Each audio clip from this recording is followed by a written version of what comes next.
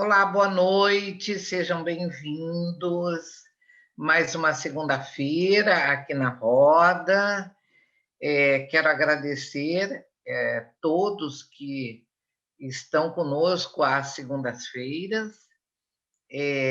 Nesta segunda-feira, encerrando, não é, o mês de junho, é, encerrando o mês de junho com as festas juninas, que não tiveram o ano passado, não teremos esse ano, mas pelo menos as rodas nós mantemos.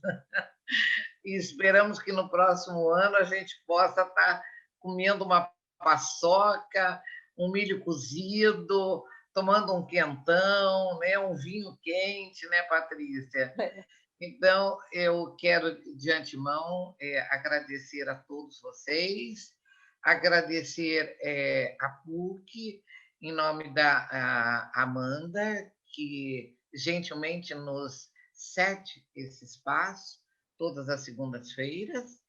E, mais uma vez, no mês de maio, no mês de junho, encerrando o olhar do mês de junho com os infantes e adolescentes, não é? Nós vamos ter hoje, ah, vamos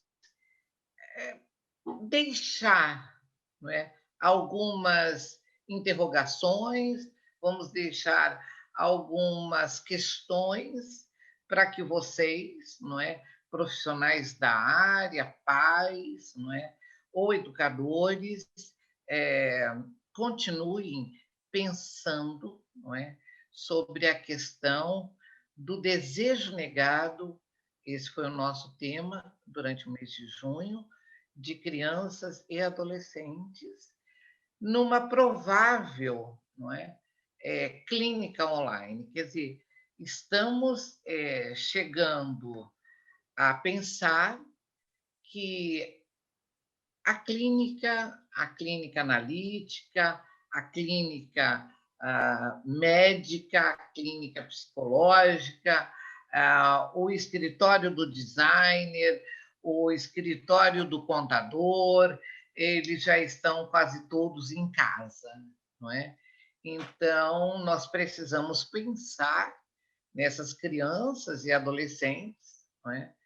Porque eles estão vivendo nesse novo mundo, nessa nova época, enfim, eles estão vivendo a pandemia, não é? São crianças que estão nascendo, que estão crescendo na pandemia, não é? Eu acredito que nós que estejamos aqui, na nossa infância, eu não passei por isso, não é? Então, eu acredito que, sendo uma das mais antigas da sala, não é, da década de 50, 60, eu nunca vivi, enquanto criança, não é, eu nunca vivi uma época dessa. Então, como é que essas crianças estão? Como é que elas estão adoecendo? Ou elas não adoecem e a família adoece e coloca um olhar extremamente crítico nessas crianças que não estão na sala de aula, porque a família sempre foi acostumada a terceirizar a educação, não é? Então, terceirizando a educação, eu coloco a minha responsabilidade na escola, tá? E colocando a minha responsabilidade na escola, eu, enquanto pai e mãe, eu tenho o dever de olhar a mochila do meu filho, a caderneta de correspondência e mais nada. Quando essas crianças estão de manhã, de tarde, de noite, de madrugada comigo em casa, e quando a escola começa a dizer: olha aqui, papai e mamãe, nós teremos agora aula online, tá? A escola está se transformando num ambiente híbrido. Então, as crianças agora não vão ficar 8, 10 horas, não é? Como muitas costumavam ficar em creches. Agora o problema é seu. Então, eu vejo na clínica muitos pais realmente se interrogando: como eu faço agora? A minha resposta sempre foi muito simples, gente. O filho é de vocês. O filho não é social. O filho é da Sônia, o filho é da Patrícia, o filho é da Vânia, o filho é da Leila, da Damiane. O filho é nosso. Quer dizer, cabe à sociedade dar a ele e dar a nós um respaldo de educação, de dar saúde, lazer, mas o filho, a filha é nosso. É o nosso dever de todos os dias, não é? Então, pensando nisto, e hoje eu estou falando um pouco mais, porque, infelizmente, o Jefferson não poderá estar conosco devido a um acidente eh, que ele teve em família, um problema em família, não é? Na qual o impediu de estar aqui nessa noite, encerrando o mês de junho. Ele deixa um abraço para todos que é, compõem, compuseram esse mês de junho, não é? E o Jefferson volta em agosto, nas rotas de agosto.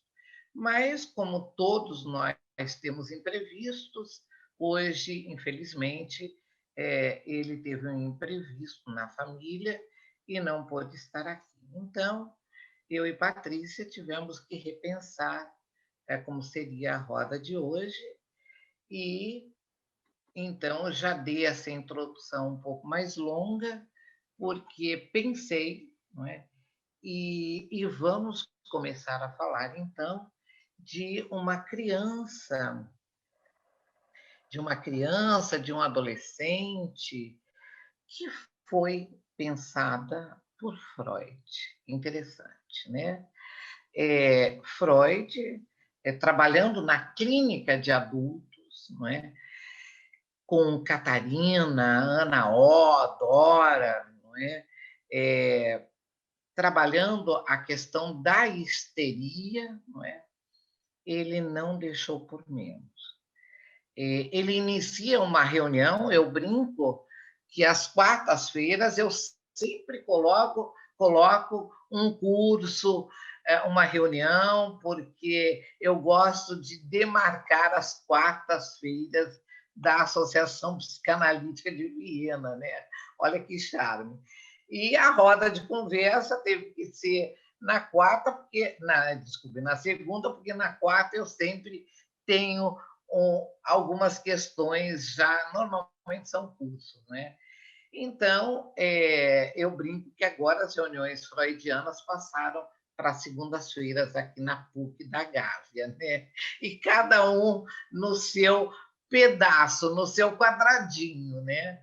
Que compõe essa tela maravilhosa. Então, pensando nisso e pensando em Freud, eu pensei logo em Hans, não é? Antecedendo mesmo a Ana Freud, não é? Que depois de ver o trabalho do pai, muito crítica, inclusive na época, não é? Fazendo muitas críticas ao trabalho do próprio pai, a Ana Freud se debruçou e foi realmente buscar, não é? Esse olhar diferente sobre crianças. E em seguida vem Melanie Klein, Ô, vem Sônia, Winnicott. Oi. não deve ter sido fácil ter sido filha do Freud, né? Ela tinha que fazer diferente mesmo, né? Foi bom você dar esse corte, Me porque desculpe. eu imagino o que era ser filha de Freud, né? E ela foi a única que seguiu o caminho do pai, né? Então, imagino, eu não, eu sou freudiana, mas no meu caminho, enquanto analista, aqui em casa, com os meus filhos, eu já sofri bastante na mão dos meus filhos, né? Agora, é a pergunta, a interrogação é que a Patrícia colocou, né? A questão é como é ser filha do Freud? Como é que é trabalhar com esse pai? Porque Ana Freud, ela participava das reuniões de quarta-feira. Ela era uma jovem que se debruçava realmente nos estudos do pai e dialogava muito com ele, né? Mas ela, basicamente, ela ficou ali na questão do Hans. Ela falou: eu quero dar uma solução para isso daí. Qual é, que rumo que nós vamos olhar para essa criança? E a minha grande pergunta hoje, né, fazendo esse retorno, tá? Começando estudando Hans, é o que nós vamos fazer hoje, né? Iniciando essa roda, eu fico me perguntando, não é? Essa é a dúvida: como será essa criança do século XX, da segunda metade do século XXI? E como serão essas clínicas da segunda metade do século XXI, marcadas por uma pandemia? Então, pensando nisto, não é? Na nossa reunião de preparação, nós montamos todo esse cenário para essa noite. Então, como professora, eu adoro compartilhar slides, não é? E eu vou pedir licença a vocês e vou começar a fazer um compartilhamento de tela para ser um pouco mais sistêmica.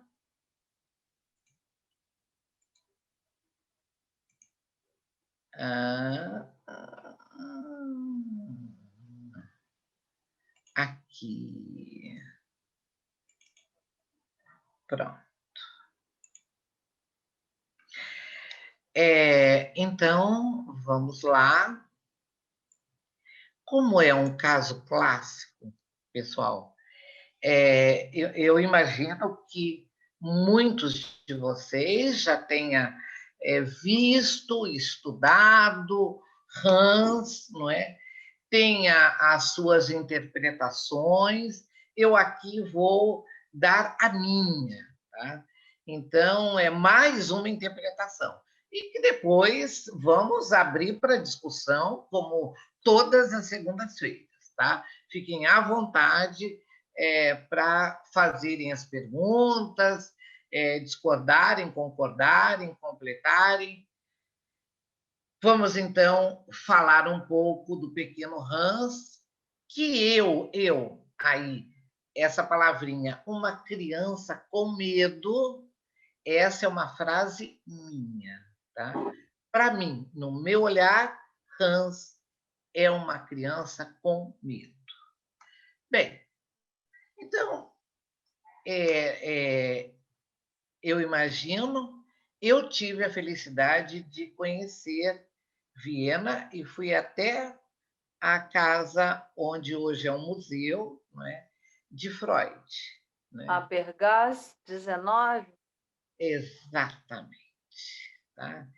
Eu ganhei essa visita, quer dizer, eu ganhei essa viagem, foi para um estudo, uma semana lá, e eu, assim, fiquei boquiaberta, porque uma das questões, quando a gente entra naquele museu, naquela casa, não é? Do lado direito, a gente vê todo o manuscrito do pai de Hans. Tudo isso que nós vamos falar hoje está na íntegra, conservado. A gente não pode folhear, claro, porque tem todo um cuidado para que aquilo não se deteriore, não é? Mas a fidelidade com que esse pai teve com seu filho de não fazer uma interpretação da fala da criança, mas sim de ser muito fiel às questões do filho.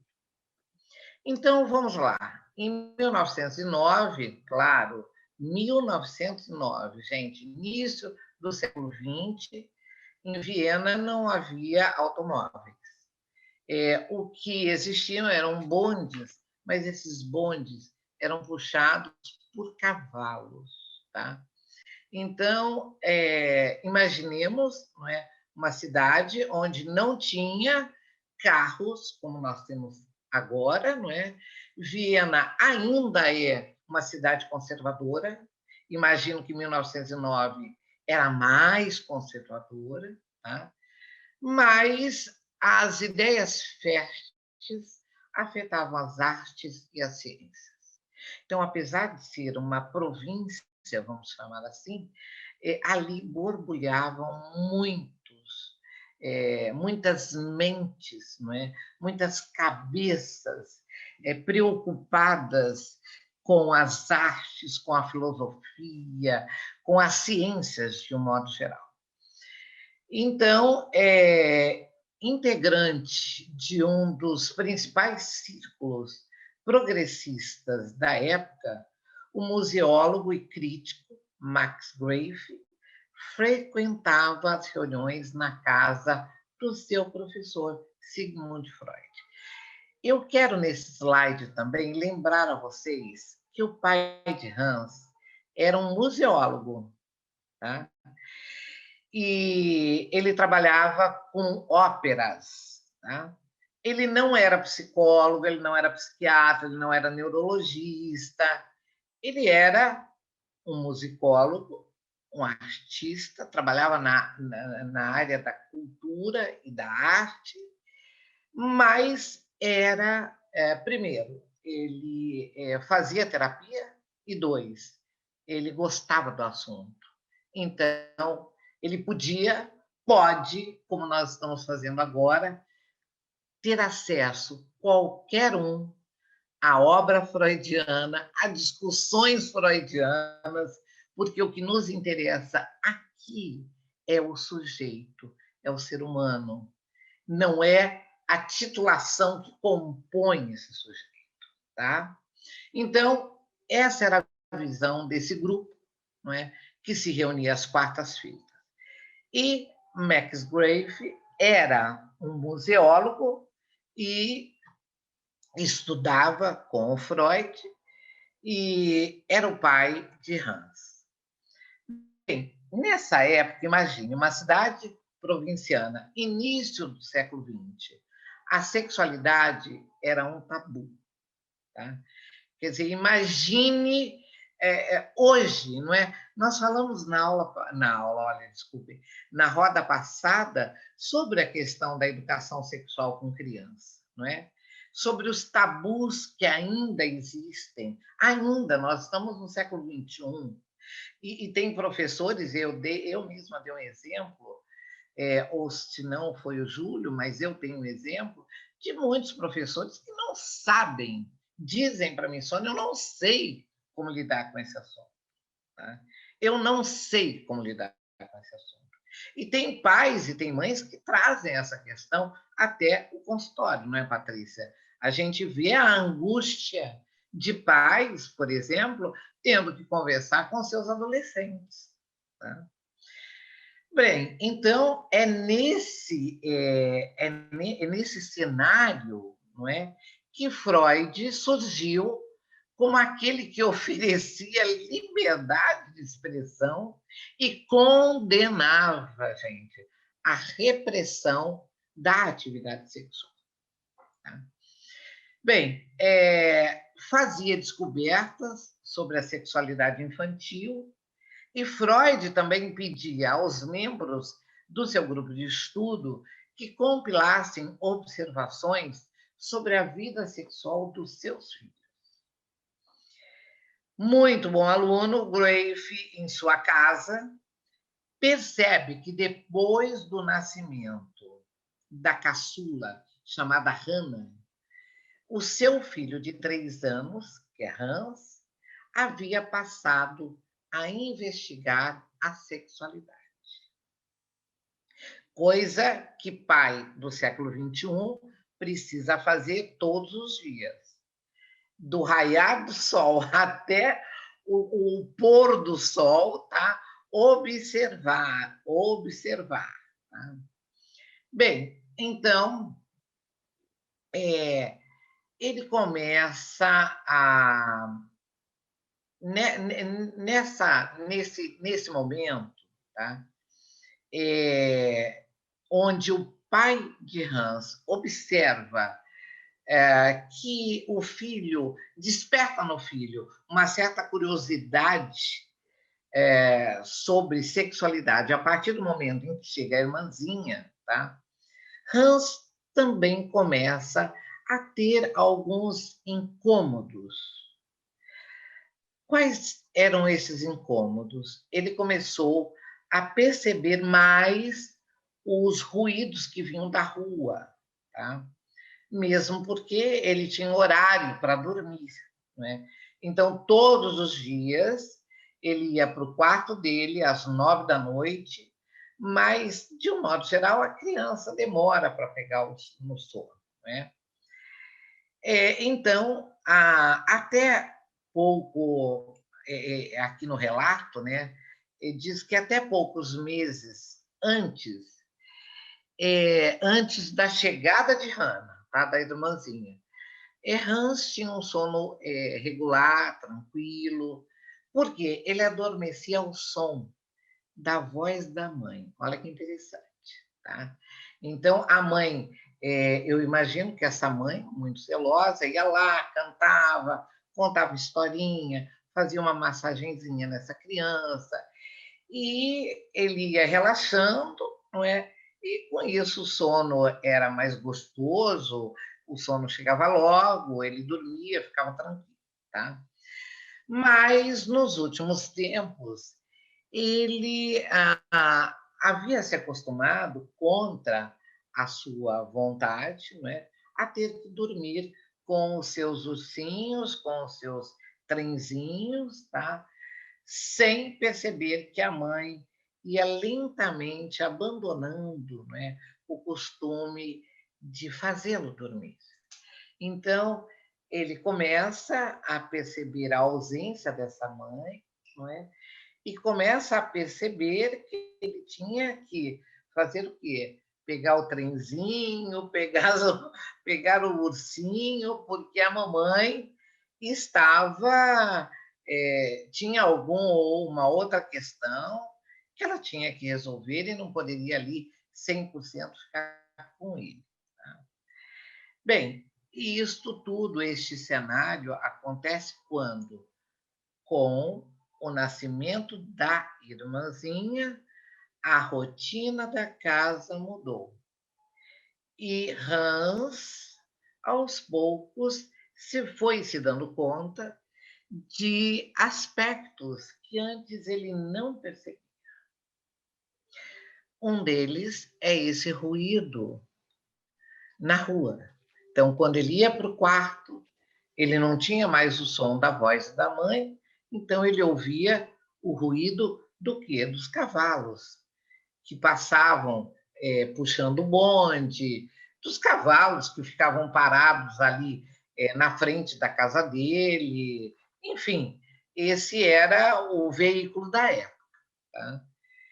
Bem, então, aos poucos, Hans foi observando mesmo que as rotinas iam modificando e foram sendo criadas novas rotinas. Então, vamos pensar nas crianças, né? Todos os dias, por exemplo, o menino era convidado pela mãe, a mãe convidava Hans para acompanhar o banho da irmãzinha. Bem, para ele já era uma intrusa, tá? Por quê?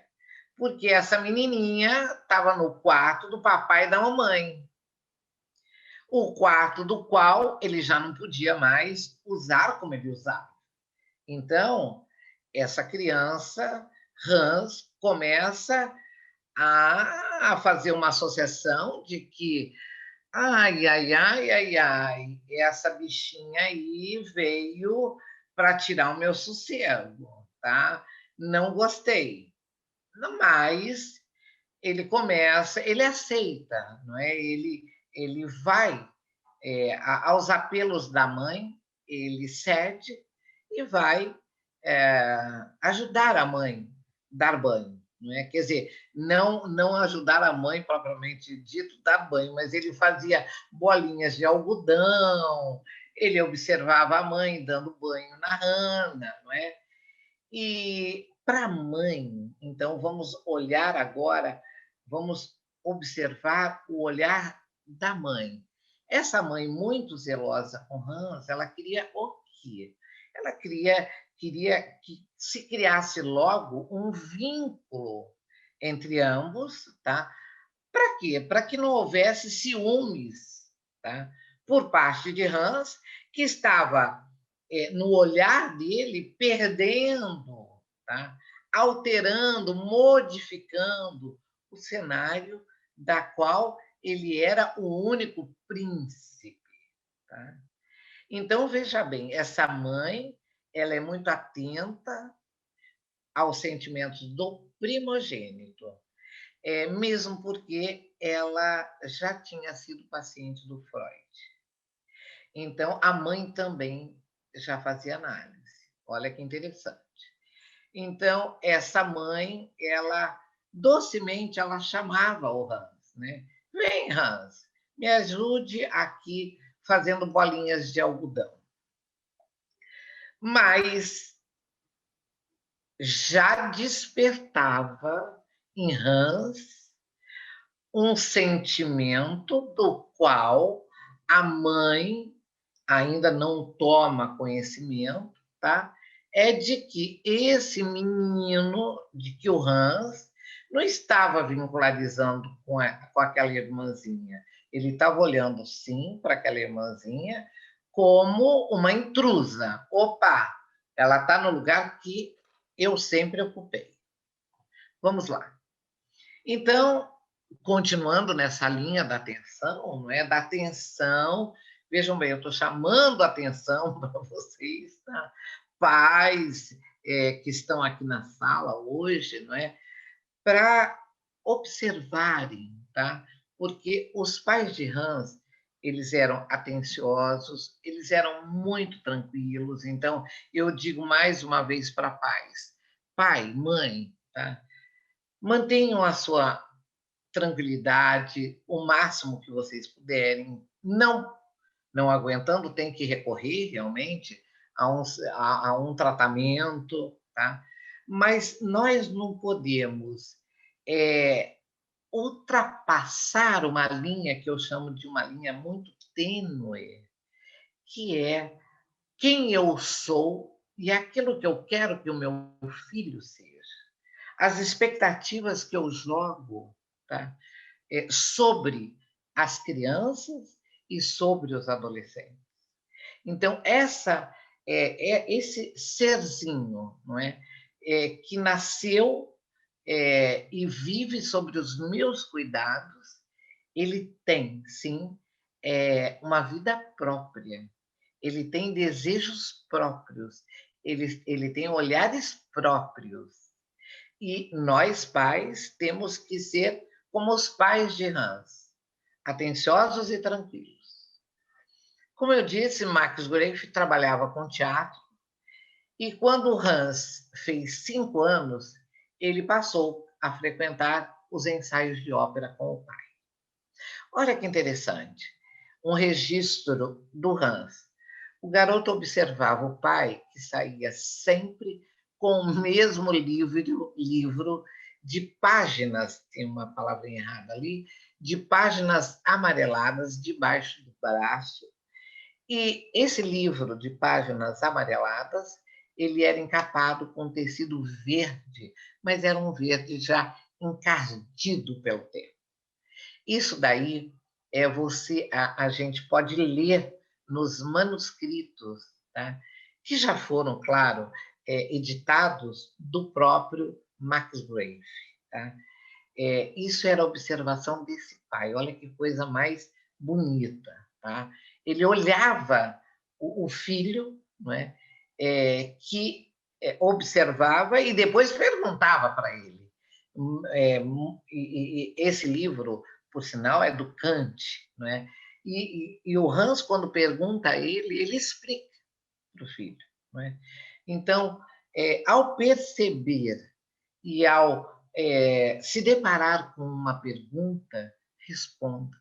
E responda, eu sempre digo, se a criança pergunta que livro é esse que você sai com ele todos os dias, ele quer saber apenas aquilo, ele quer saber uma notícia do que é aquilo que ele está transportando. Então, não precise mais, tá, ir além do que uma pergunta de uma criança. Para a criança, a sua pergunta, a sua resposta objetiva basta. Tá?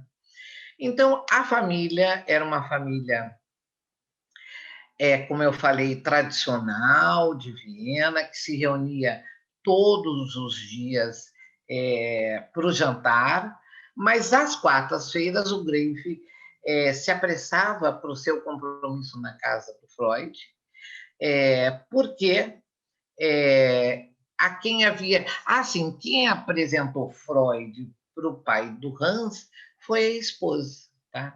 Que tinha sido analisada por Freud.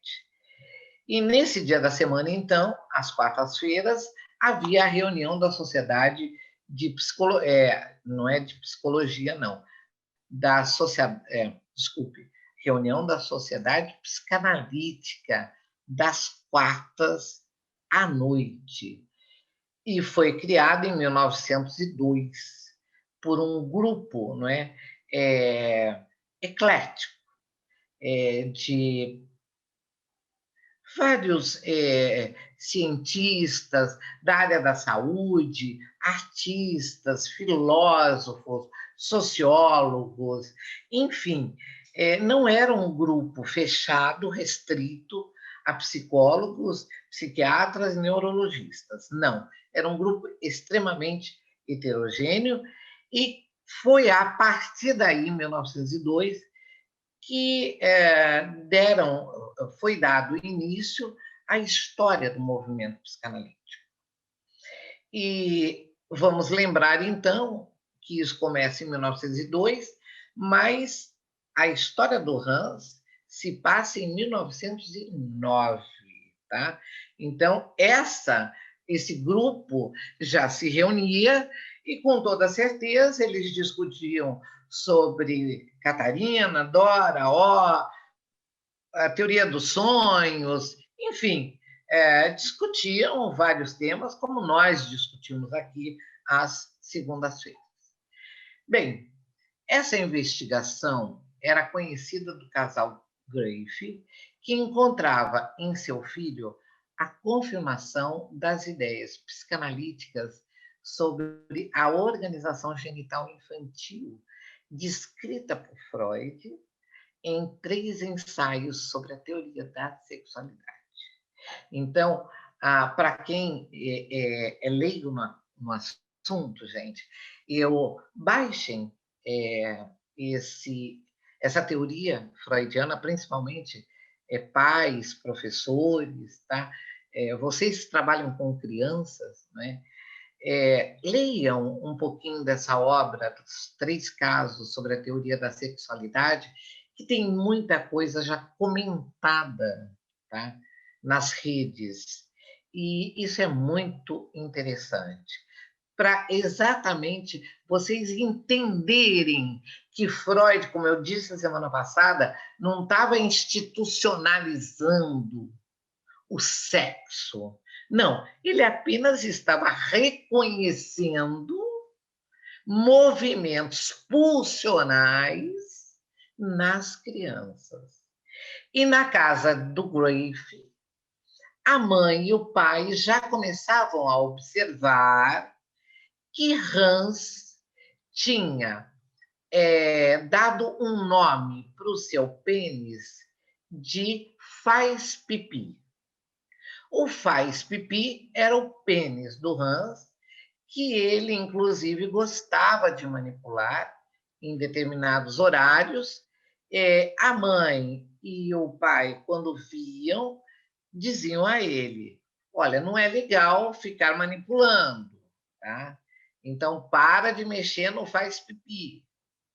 Bem, segundo Freud, então, para ambos os sexos, tá? Então, para homem e para mulher, a combinação das satisfações parciais propiciada pelas diferentes partes do corpo lentamente se tornara subordinada ao órgão genital masculino, que foi a primazia do falo.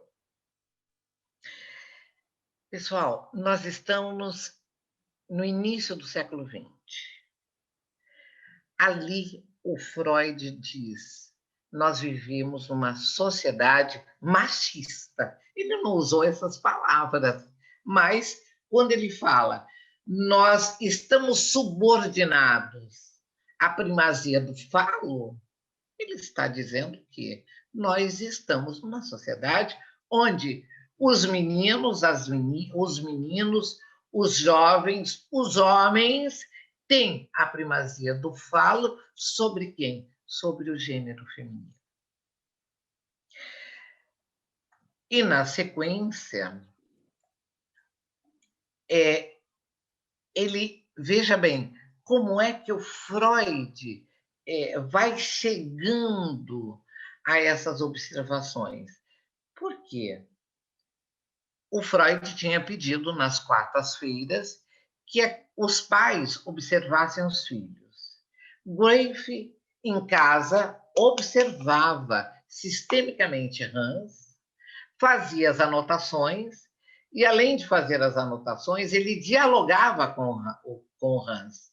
Dialogava com o filho e dialogava com a esposa. E levava todas essas interrogações para o Freud.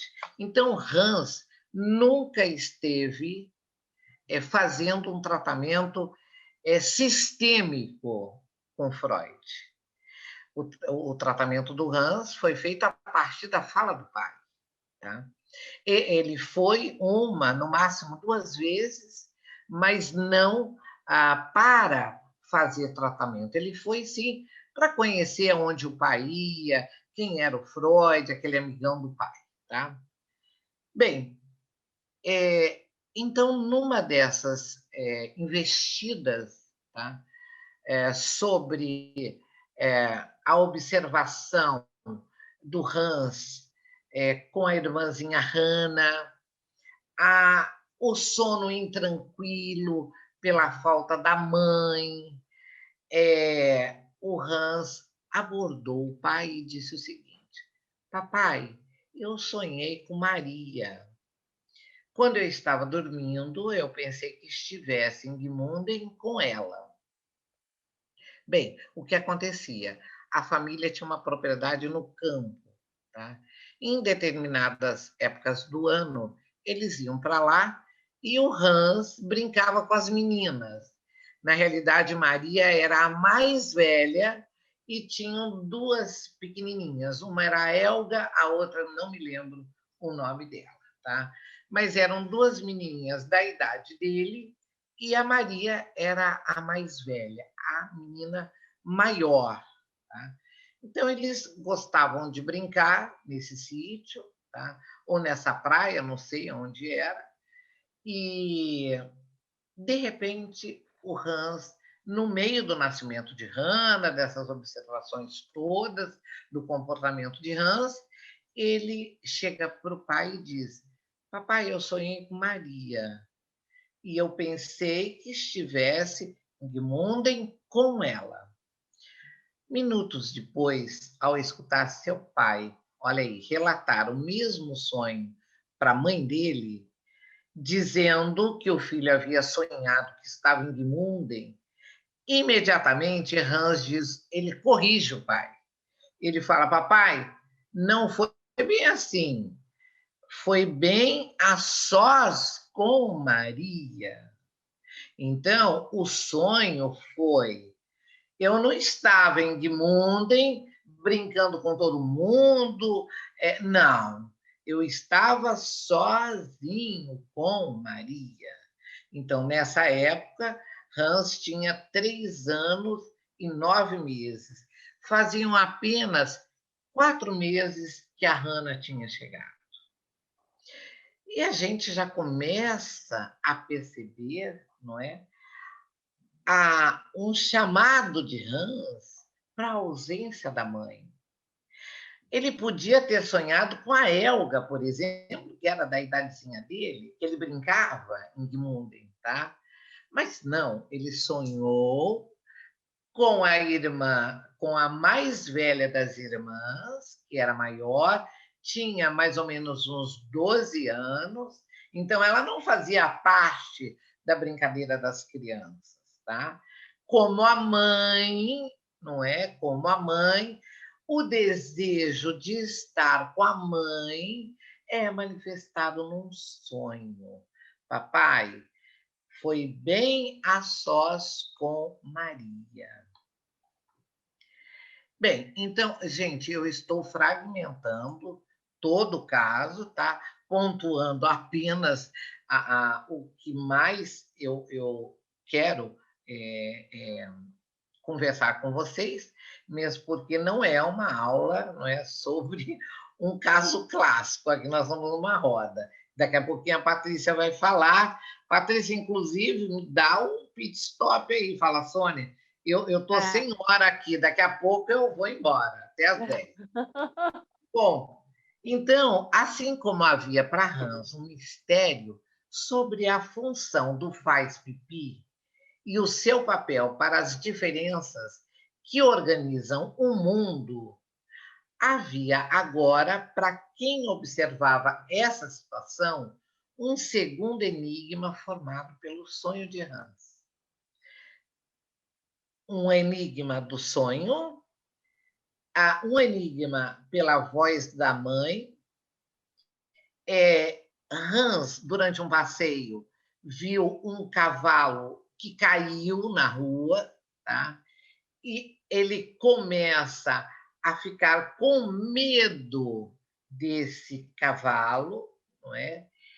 E então o pai começa a observar, leva essa intranquilidade para o analista dele, para o professor dele, para Freud, e diz, né, entre todas esses enigmas, tá, existe um quebra-cabeça que eu acredito que tenha um único ponto comum, que é o tal do faz pipi do Hans. Por quê? O nascimento da Hannah, nós já falamos, afasta a mãe por longos períodos e existe aquela insistência da mãe, não é, para que o Hans acompanhasse os banhos do bebê. Nesse momento, o Freud começa a apresentar, tá, ao pequeno Édipo a diferença anatômica entre os sexos. Veja bem, Freud chama Hans de pequeno Édipo, tá? Porque na cabeça de Freud já estava desenhada uma configuração, tá, edípica, oriunda da Grécia Antiga, não é? E da mitologia grega e de Édipo, não é? Neste caso do Hans, sobre a questão da sexualidade, e não apenas na sua teoria. Tá? Bom, instalado o medo em Hans, ele começa a ter um quadro fóbico, que é aquele quadro que hoje nós percebemos muito, tá? e que hoje já se fala em fobia, Freud não falava em fobia, não é? Mas ele começa a perceber que Hans não quer sair de casa. E qual era a desculpa? Ah, o cavalo pode me morder. E como existia em Viena cavalo por tudo quanto era canto, não é? Hans se negava a ir para fora de casa. Bem, então Freud, na quarta-feira, tá? Na reunião das quartas-feiras, ele leva esse caso, tá?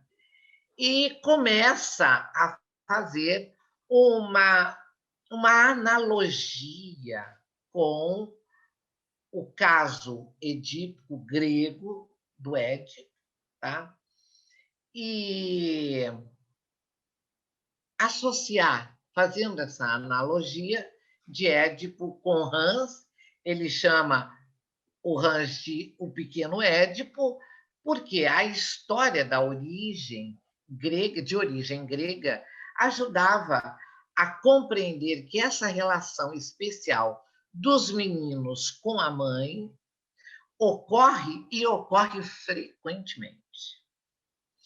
A fobia deveria ter uma relação com a mãe, com o momento em que o menino vivia, com a chegada da irmãzinha, com a chegada de Hannah, com o rompimento da sua proximidade com a figura materna e com a observação da diferença entre os sexos. Ele tinha um faz-pipi, Hannah não tinha. E ele pensava, mas ela é pequenininha, então ela vai crescer e o faz-pipi dela também vai crescer. Então, isso tudo, porém, não explicava como é que o medo de cavalos entrava nessa trama. Bem, ao voltar para casa, o pai partilhou com Hans a conversa que tivera com o Freud. E, seguindo a sugestão do professor, ele começou a oferecer esclarecimentos sobre sexualidade. Os diálogos eram fielmente transcritos e encaminhados a Freud, que fazia essa orientação do tratamento. Não foi um caso clássico em que o paciente e analista se encontravam em hora marcada semanalmente. Não. A escuta da angústia de Hans, por meio do seu pai, permitiu que o menino se retirasse da posição fóbica em que ele se encontrava. Bem, eu vou parando por aqui, vou passando a minha fala para a Patrícia e quero partilhar com vocês, até aqui, o que o pai, olha, ele era fiel à palavra do filho. Tá? Ele era fiel, ele ouvia e partilhava com Freud. Depois, no retorno, ele partilhava com o filho. Para mim, essa já é uma sessão analítica à distância, porque essa criança não usou dos métodos convencionais do SET. E daí vem a grande pergunta: será que esse pai não interpretava enquanto ia da casa dele para a casa do Freud? Não. Esse pai, de fato, partilhava o que ele ouvia do filho.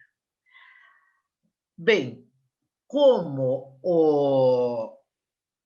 o Hans, ao completar aproximadamente 9, 10 anos, ele para esse tratamento, não é? O pai termina o curso, eles se mudam, não é, de Viena, e mais futuramente, depois que o Hans casou, ele teve um problema no casamento.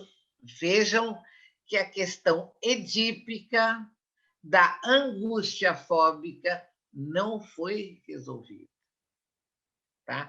Ele simplesmente teve uma alta, não é, no tratamento, não continuaram o tratamento. Freud descreve, sim, depois na sua teoria, que o caso Hans foi o primeiro caso clássico que ele analisou, não é um caso muito mais profundo, não é? Onde inclusive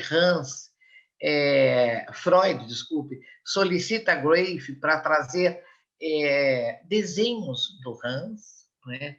Então tem também uma interpretação lúdica aí do Hans, e então esse já é um momento que eu quero colocar a vocês, onde pai e mãe, preocupados com a chegada da Hannah, do novo bebê, propõem a levar as suas dúvidas, gente, os seus incômodos, até onde?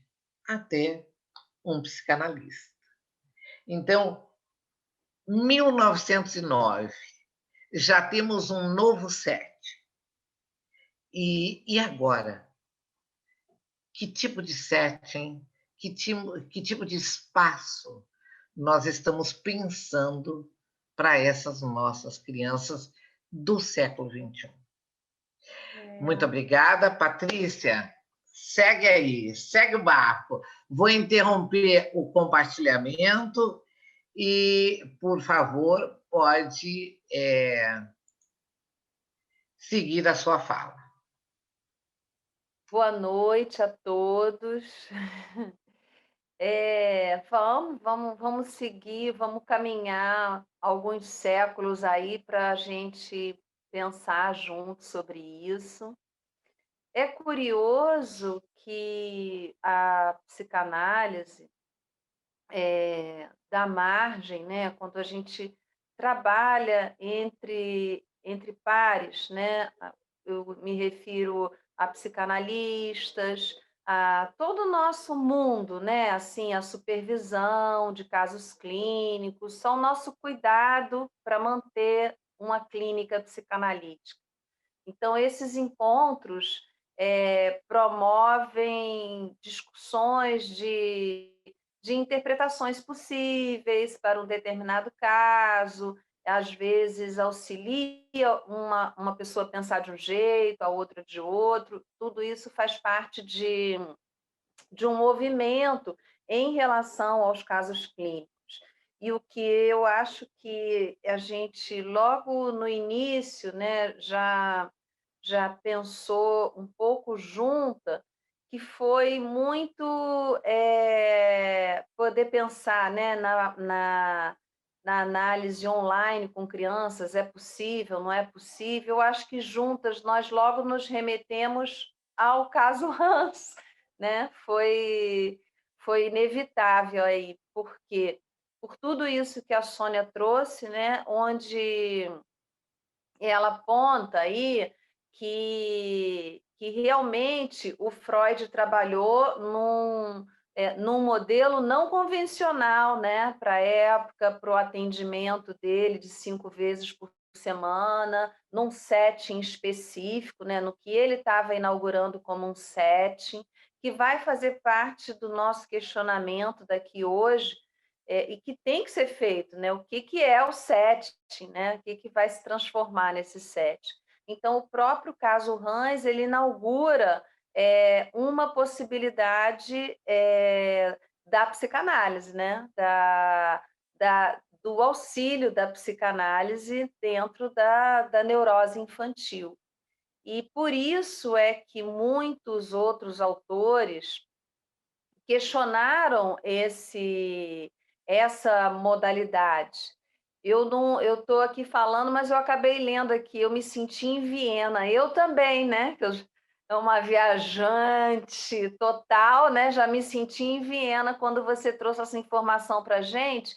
Eu nunca fui, mas também tenho amigas que já foram lá a Viena, na Bergase, lá na casa do Freud, e nunca ninguém me trouxe essa informação, que tinha os escritos do pai do Hans registrados lá. Então, eu também me senti em Viena aí, como ela, mas já voltei, já aterrissei aqui.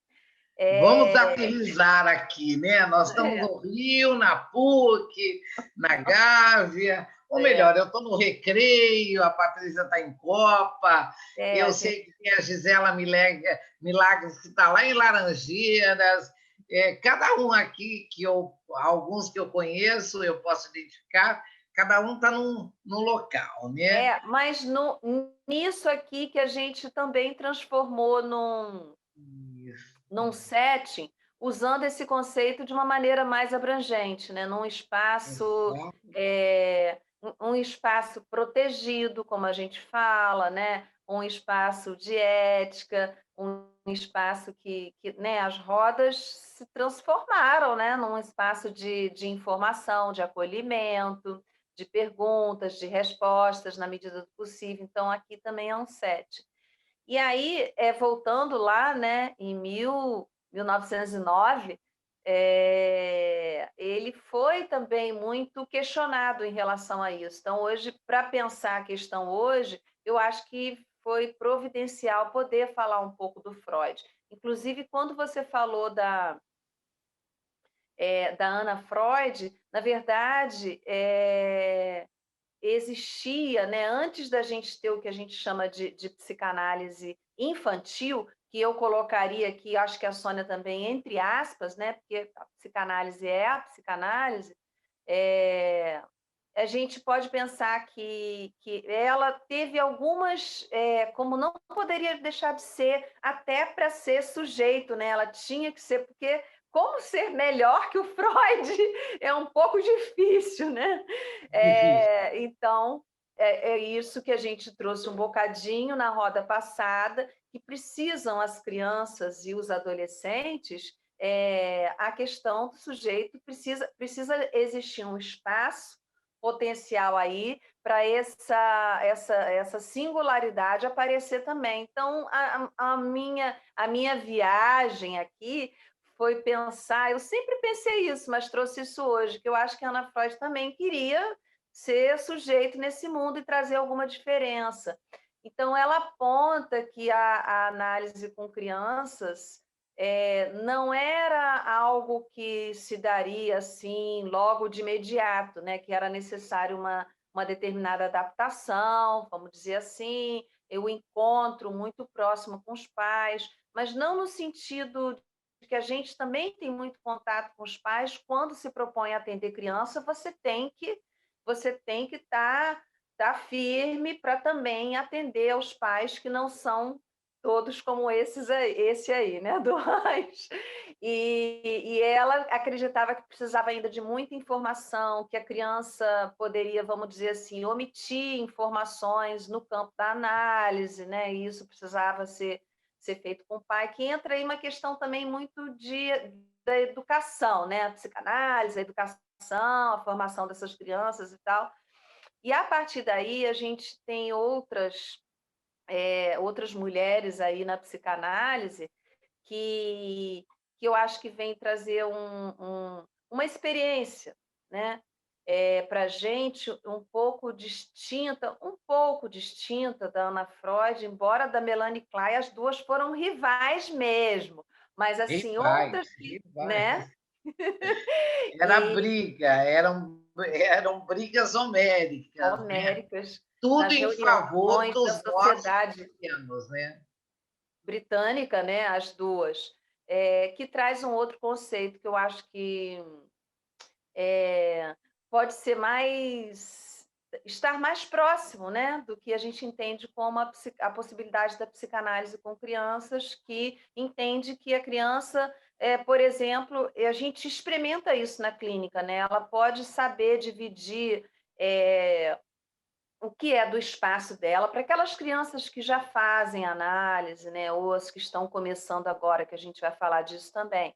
Mas elas já conseguem fazer uma determinada distinção entre o que é ali naquele espaço, né, que elas vão aprendendo, não qual a proposta lá da Ana Freud de precisar perguntar e saber disso sem ser através da criança? Porque no próprio discurso da criança já tem a presença dos pais, é inerente. Então, ela vai, com o tempo, com a transferência, com esse setting aí, no momento, né, online ou híbrido, né? Eu acho que tem alguns indo para o híbrido também, dentro do campo da psicanálise. A criança vai estabelecendo essa transferência e vai poder entender o que é da análise, o que é do mundo dela, da vida dela, não essa mistura toda que a Ana Freud acreditava que devia fazer uma separação, uma educação para isso ser separado. E depois da Melanie Klein, ainda tem a Maud Manoni e muitas psicanalistas que se debruçaram na psicanálise com crianças, entendendo que tem uma direção como a psicanálise com adultos, né? Porque é ali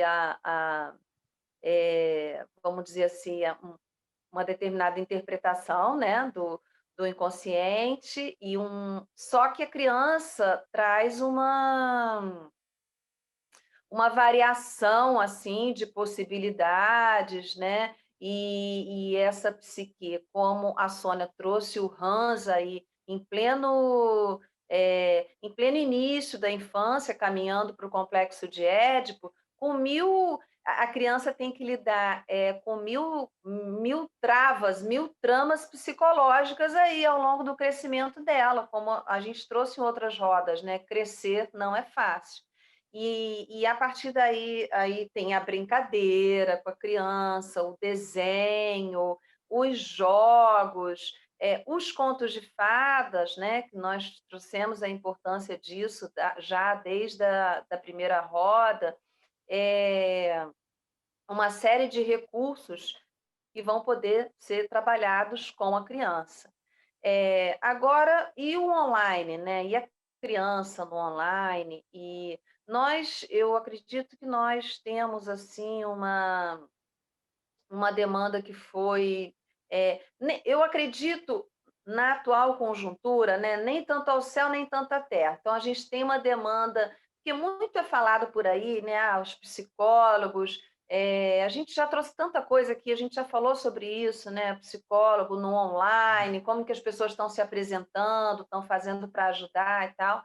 Então, assim, eu acho que essa demanda, eu não diria que essa demanda dobrou, ou nem faria nenhuma quantificação aqui, mas eu sinto que a demanda foi chacoalhada, assim, que as pessoas estão precisando de ajuda, às vezes para um processo de análise, esses pais, né, essas mães, e por tabela as crianças não chegam de uma maneira tão direta assim, quanto no imaginário estejam acreditando, né, que os consultórios online estão cheios, mas assim, realmente tem um movimento, sim, né? Então eu acho que existem muitas crianças chegando para o atendimento online, né? E a gente tem essa pergunta, assim, né? Como, né? Qual a maneira possível? Nós já respondemos de uma certa forma, né? Como a gente sempre se propõe aqui, né? Responder, questionar e tal, e seguir pensando, porque não vai parar, né? A gente já pode responder de uma certa forma que a psicanálise online é sim possível. Por quê? Né? Porque a gente estabelece uma, um estojo, né? Como falamos aí em outros tempos, que você vai conseguir manter alguns recursos que são imprescindíveis para um tratamento analítico dentro do online, né? O que vem se transformando, talvez, esteja na questão do acolhimento a essas crianças, do acolhimento aos pais, né? E tudo isso com muito cuidado, né? Não significa responder totalmente a demandas de todos, né, de quem quer que seja, sair respondendo essas demandas, mas a questão do acolhimento mesmo. E mantendo esse setting online, significa poder permitir um espaço onde a realidade não seja tão invasiva dentro desse online, significa considerar, assim, se formos um pouco, pensando na técnica, né, significa que essas crianças, elas estão, a Sônia trouxe isso logo no comecinho, né, é sempre assim, para psicanálise é sempre assim, né, as crianças estão inseridas num determinado contexto, numa determinada cultura. Então, elas estão inseridas aí, sim, no contexto da pandemia. Eh, os pequenos, os grandes, a criança, muitas vezes a gente não precisa responder diretamente para eles, porque eles têm um campo de percepção muito rico. Então, eles sabem muito bem o que está acontecendo, né? Eh, Muito apesar mais do que os próprios adultos, não é? Muito mais do que os próprios adultos.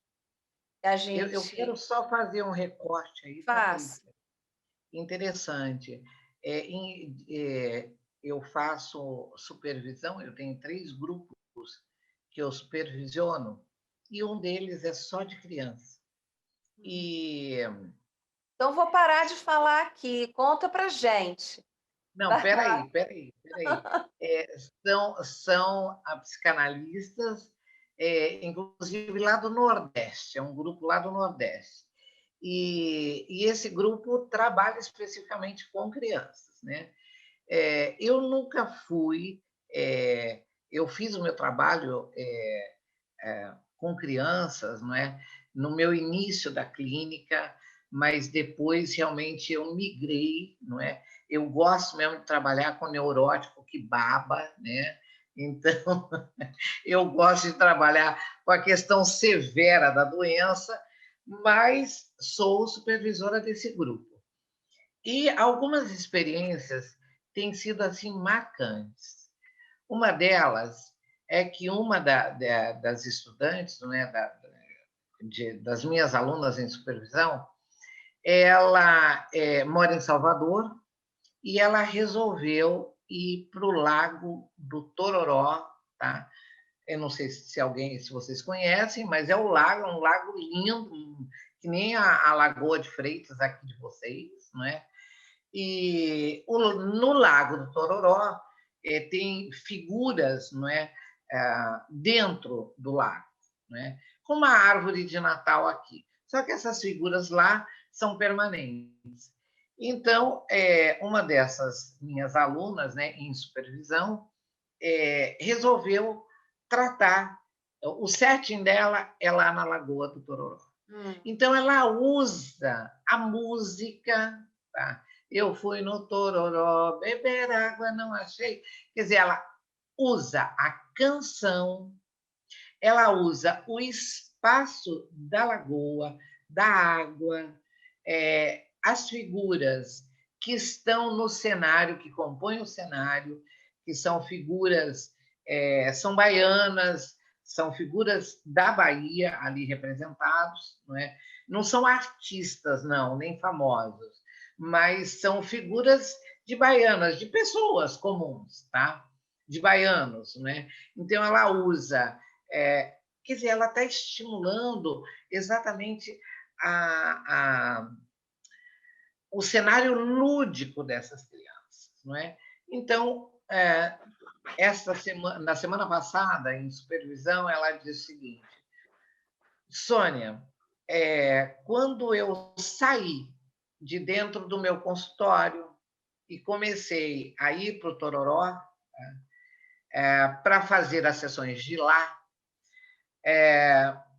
uma das crianças, uma ou umas das crianças, pediu para o pai e para a mãe, pede para o pai e para a mãe, todos os dias para fazer a sessão.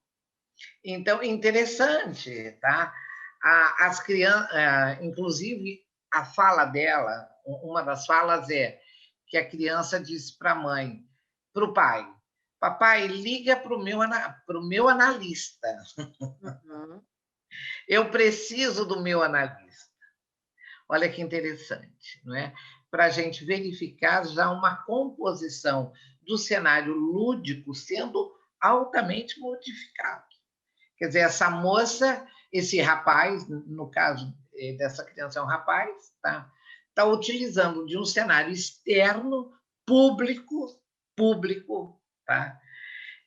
Para fazer uma sessão online com esse paciente.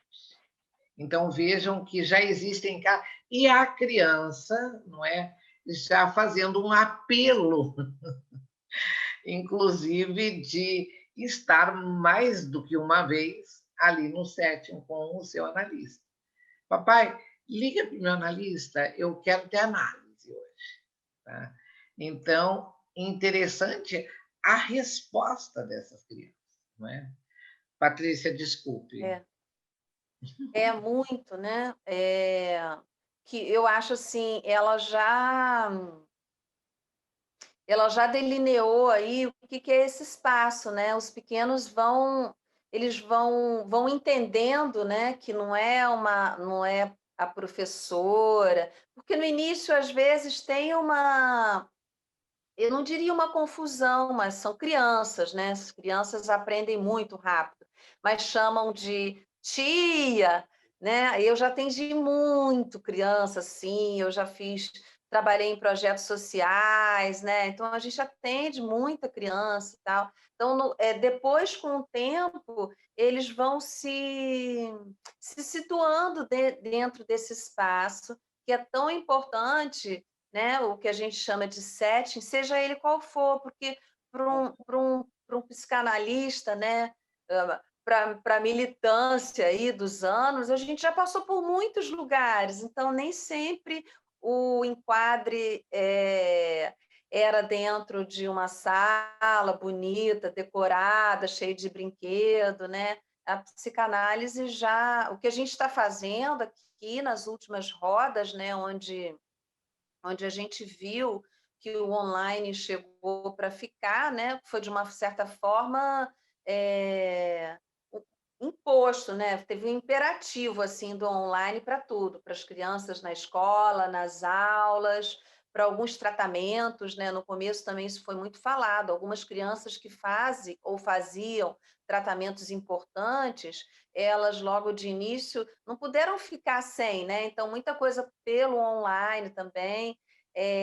Então a diferença que traz essa marca é que agora a gente tem uma coisa dada, imposta, e não uma coisa que antigamente, né, a gente já estava fazendo um atendimento, outro online, já estava caminhando por isso, porque a psicanálise ela vai estar aí se contextualizando de como as sociedades vão se desenvolver.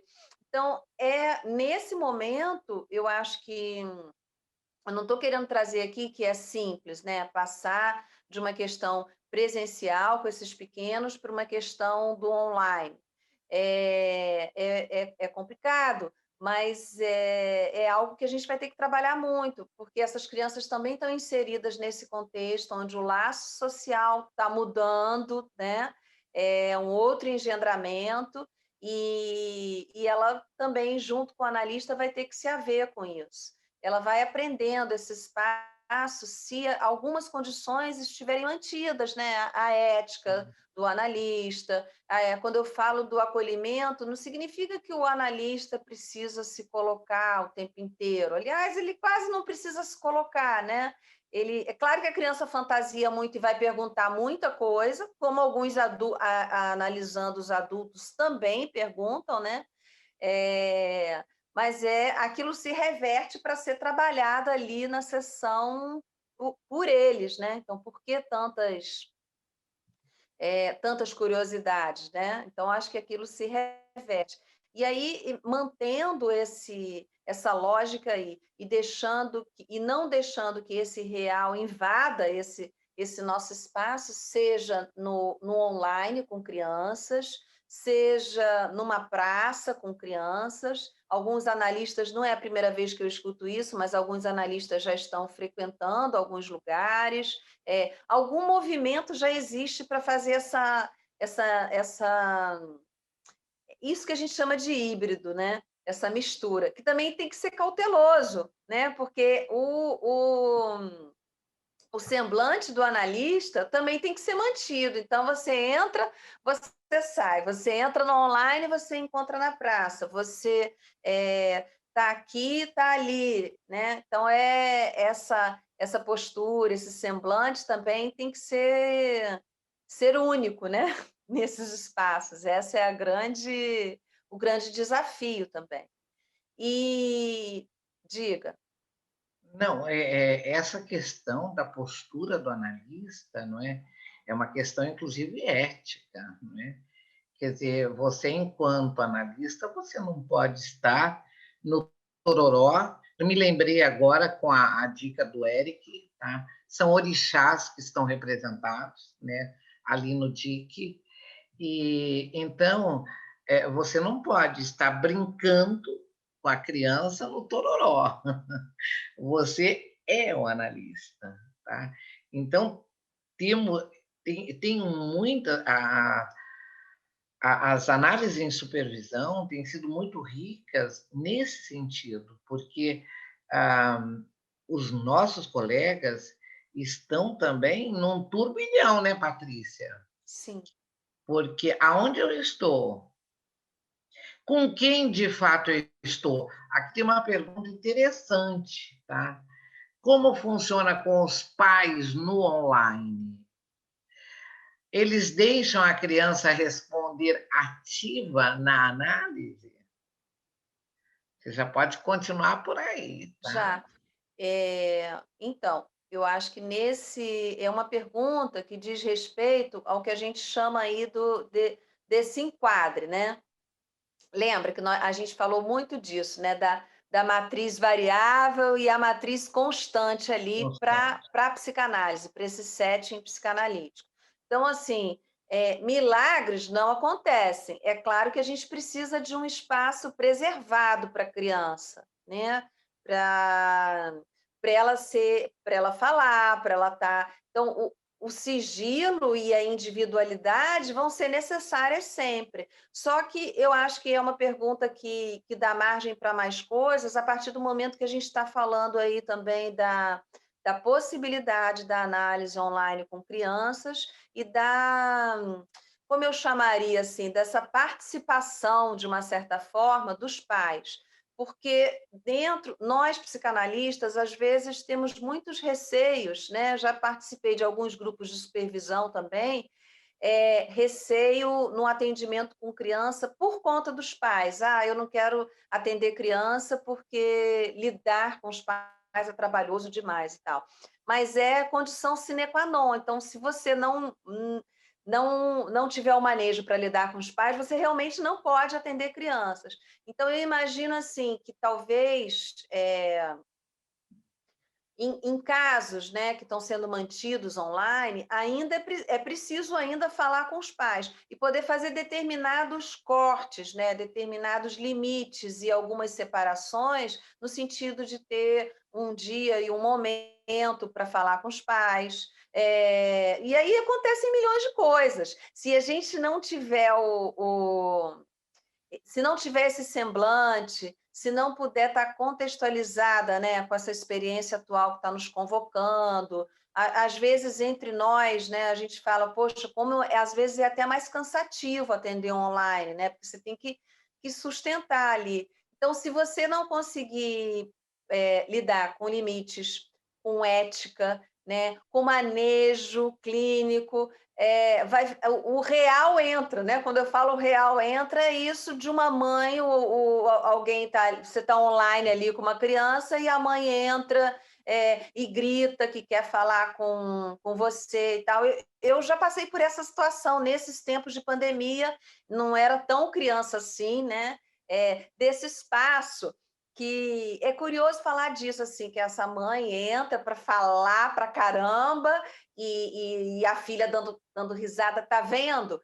Aí entra esse real, né? Tá vendo que toda hora eu te falo da minha mãe, que é mais ou menos isso, né? Você tá vendo? Eu estou aqui na análise por causa dessa mãe aí, olha aí, ó, você tá vendo aí. Então, assim, uma situação, né, de dificuldade ali, de você propor limite mesmo e não se misturar ali naquilo. Então, traçando aí, né, nessas matrizes aí, né, constante e variável, tá, esse é um elemento que a gente sabe lidar, nós psicanalistas, porque não é isso a vida, né? Pais que se misturam com filhos, é isso aí o trabalho da análise, ó, separando, né? Cada um e poder emergir aí, né, do seu jeito, da sua forma, que nem a Ana Freud lá, não quero fazer igual meu pai, eu quero fazer diferente. Né? E então, assim, na verdade, é um material que a gente lida com isso, só que agora ele veio para esse setting aí virtual, né? Então, é tratar de separar, de não permitir que essa realidade invada os tratamentos, porque aí a gente sabe, né, o quanto é frágil um tratamento analítico, e daí é fadado a, vamos dizer assim, virar bagunça, ou um termo que eu li há pouco tempo, assim, os efeitos em cascata, e você ir perdendo o semblante e o tratamento aguar totalmente, né? Então, essas situações são muito tem acontecido dessa maneira, né? E ainda por cima potencializada por circunstâncias totalmente distintas que as famílias estão vivendo, né? Isso também a gente vai percebendo qual o lugar dessa criança, pontuando aí o que a Sônia trouxe lá no começo, né? Qual o lugar dessa. Agora sim, qual o lugar dessa criança nessa família, né? Agora que essa criança passou 1 ano e meio aí dentro de casa, misturada no trabalho da mãe, no trabalho do pai, no desemprego do pai ou da mãe, em todos esses contextos que estão invadindo aí as dinâmicas familiares nesse 1 ano e meio de pandemia que nada tá paralisado, né? Uma constância de acontecimentos, os lutos também, né? Então, assim, essas crianças vão precisar muito, estão precisando, estão inseridas nisso. Então, algumas formas de. Para a psicanálise, a gente sempre tem. A gente sempre tem formas, né? Mantendo um setting, né, possível, a gente sempre tem formas. Então, é claro que nem toda casa vai ter um espaço muito privado para uma criança fazer um atendimento ali de 50 minutos, 1 hora, pelo Zoom, onde ela vai mostrar desenho, onde ela vai. A criança com a gente também no online, ela mostra muito o lugar dela, o corpo dela. Olha quanto elemento aí para trabalhar, né? Meu pé, hoje eu tô com frio, hoje eu tô assim, os animais dela, os desenhos dela, os brinquedos dela, o armário dela, a bagunça dela, né? Ela mostra muito, né? Vira a câmera, mostra e tal. Então, e tudo isso dá trabalho para gente, né? Sustentar ali, né? Perguntar, sustentar, não invadir tanto. Então, às vezes, talvez nem sempre elas tenham, né, um espaço assim bem privado para poder ficar de portinha fechada, não precisa ser trancada, mas ficar ali sozinha. Mas é possível alguns arranjos, assim, então propor, isso já aconteceu, assim, de propor novos horários quando o irmão está indo para fazer vestibular e está indo para a escola já presencial, então um horário que o irmão não esteja em casa. Assim, a gente vai manejando assim alguns recursos mas lidamos com muitas armadilhas sempre, né? Então tem muita coisa que pode acontecer, né? Esse caso aí dessa mãe invadir, né? Haja sustentação aí para, né? E ela gostou do negócio. Olha aqui, eu não falo com você, eu não falo com você que é isso aqui. Mas é preciso sustentar um semblant mesmo, né? Sem ser tão rígido, que eu acho que isso é o que vem transformando o cenário de agora. Assim, a rigidez ela está sem lugar, assim, a meu ver, humildemente aqui, né? Sem lugar na questão dos atendimentos online, né? E também até engraçado assim poder falar. mudar aqui um pouco, falar do lugar de psicóloga do trabalho também, manejando com situações psicológicas no trabalho, com reuniões, com questão de conflitos, etc. e tal. Também, assim, a rigidez, ela foi saindo um pouco de cena, né, preciso lidar com isso de uma maneira mais atenta, né, mais acolhedora, que para a gente, assim, na psicanálise é um pouco diferente de afetuosa, né, é acolhedora, é acolher, né, não ter medo de acolher essas demandas, esses desencontros, né, que acontecem, essas queixas, esses rompantes, né. Então, a nossa clínica de antigamente tinha um placement, né, assim, né, cafezinho, sala de espera, né, entra, a sala que tem brinquedo, quando vê um adulto, guarda, fica sempre, né, isso aí já começamos a entrar no momento onde a gente está lidando com a gente estamos convocados, né, a lidar com uma questão que não está tão protegida assim, está tudo mais em aberto, vamos dizer assim, né. Então esse setting online, a nossa vida, né, o trabalho das pessoas, a gente vê que o teletrabalho produzimos muito material em relação ao teletrabalho, já era um tema que vinha sendo estudado, mas tem muita coisa que é com experiência, que está um pouco misturado, né? Não dá para ser assim tão quadradinho, tão formatado, né? Tão delineado. A Sônia ia falar alguma coisa? Patrícia, o Eduardo fez algumas observações Ah, aqui, agora que eu não ele estou trabalha vendo com mais. criança, né? Mas ele já atendeu crianças, né? Com brinquedos no online, é o que eu entendi, né? Mas você já respondeu sobre sigilo, né? Quando tem irmãos também, você já comentou, não é? Mas a Tatiana fez a observação, né? Esse pai aí da sua paciente, eles estão precisando de terapia, né? E, Ah, e tem uma essa coisa depois para falar disso.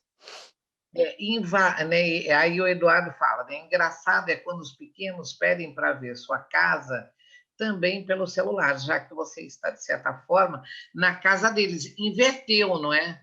Ele não vem para o teu espaço, você foi para o espaço dele, né? Sim. E daí eu me lembrei também de uma sessão de supervisão essa semana, com relação a exatamente essa questão. Os gamers, tá? Os jogos, não é?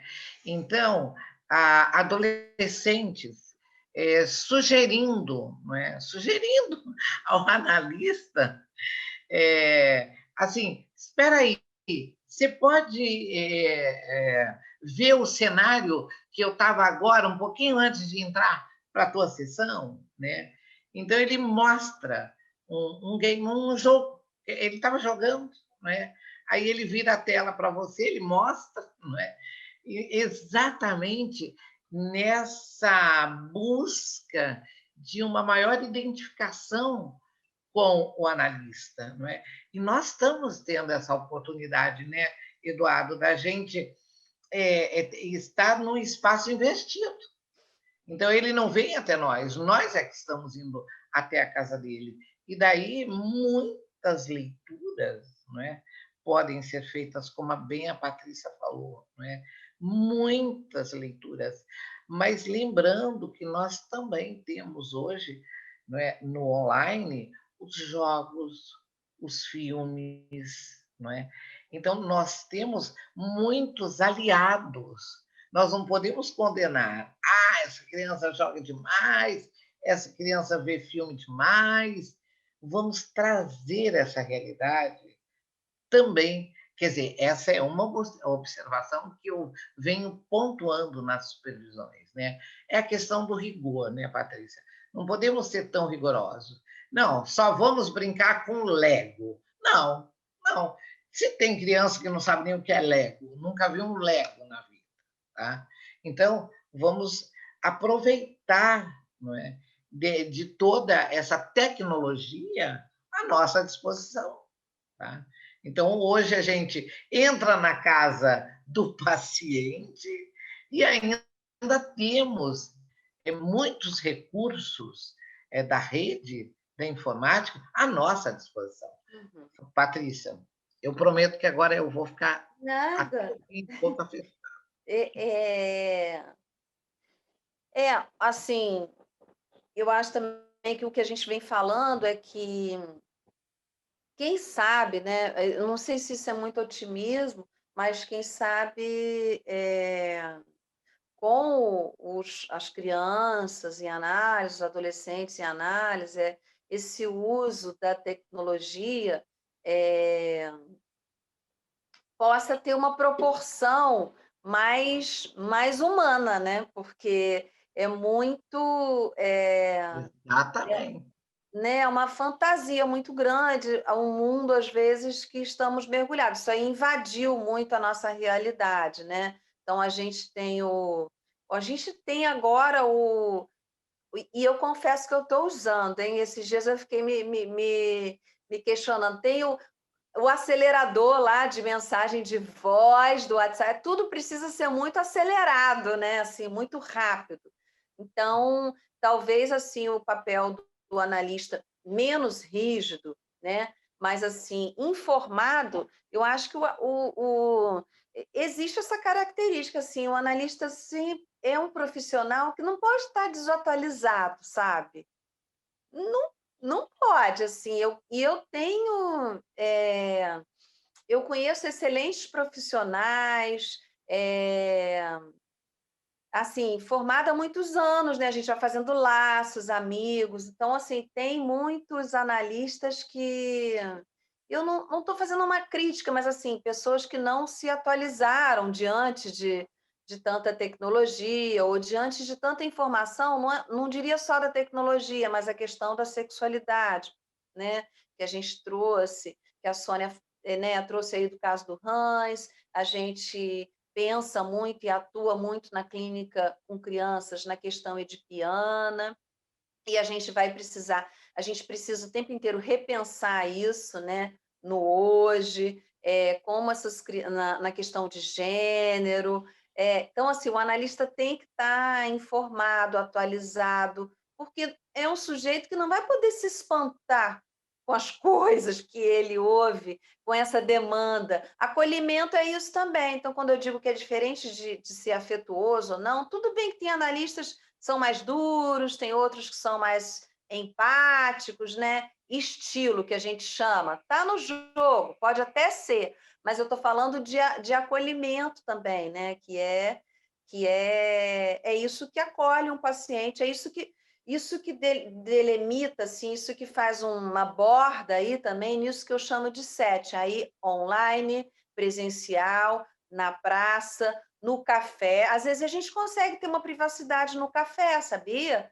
Né? Sim. Então, assim, é isso, é você não se espantar, é você acolher, é você poder ouvir, né? Tarefa principal, que é saber ouvir.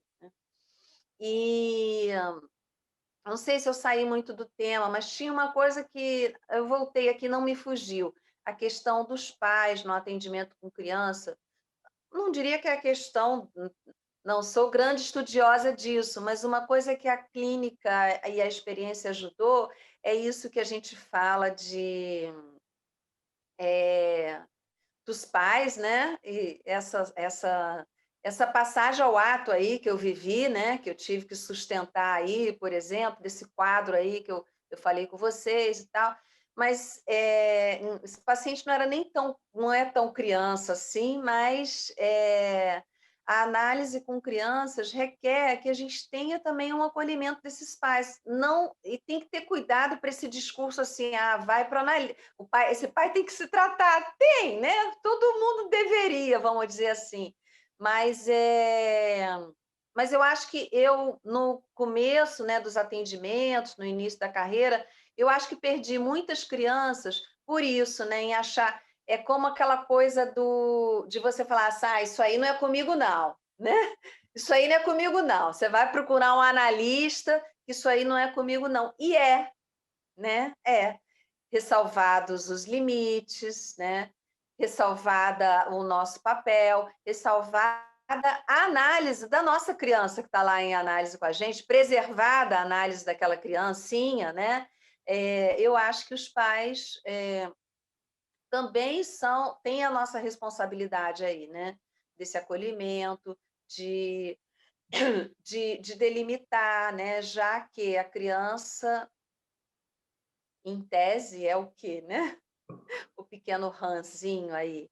É o sintoma dos pais também, né? Então, eles já vão por tabela, não se preocupem, porque os pequenos vão trazer o que tem aí, a gente vai identificar, em algum momento, em alguma oportunidade, poder falar isso com os pais, né? No online, teremos outros encontros com os pais, né? A criança sempre sabe que a gente também fala com os pais, e aí, para tratar disso, né, dessa questão aí do que é o sintoma da criança que incomoda tanto a eles, em algum momento eles vão precisar reconhecer que isso também tem relação com eles, né? Então, eu acho que é nesse sentido que é da nossa conta, sim, os pais também. E que é uma dica, fica a dica, não é assim que fala? Fica a dica que é isso, assim, eu acho que já perdi muitas crianças por isso, por achar que não era da minha conta, né? Então, claro que haverão situações onde as coisas se tornam muito extremas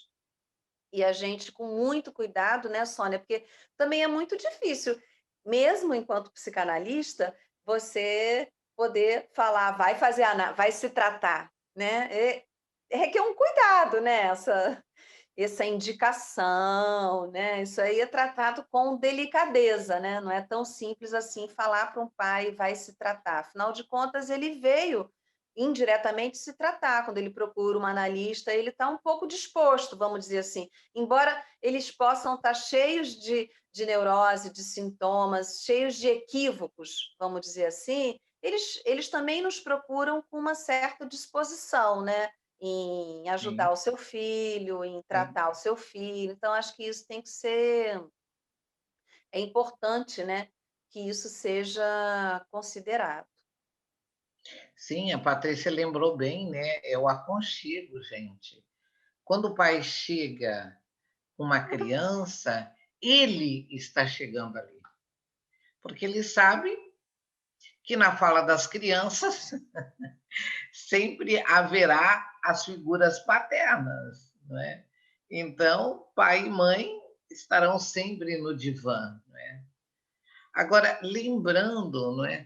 É, e hoje a temática, não é, do dia de hoje, né?